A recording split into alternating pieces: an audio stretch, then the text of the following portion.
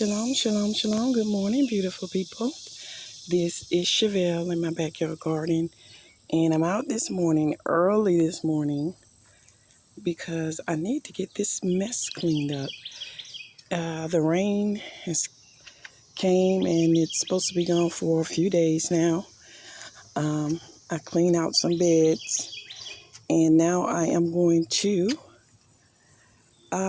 get my blower and clean all of this mess up and see what else I can do out here and pull up some of these plants that are not producing. I pull some up and it looks like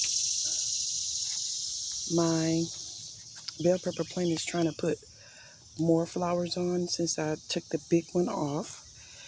And so, yeah, but it seems like on all of my melon plants, there is so many male flowers. I haven't gotten any female flowers yet, so hopefully I'll get some soon. Even this pepper plant is trying to grow something, so I'll wait for another week and see what's really going on with them. But yeah, I have no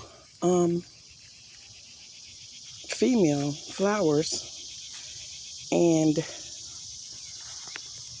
on this plant I just only have male flowers, no female flowers, so I'm not sure.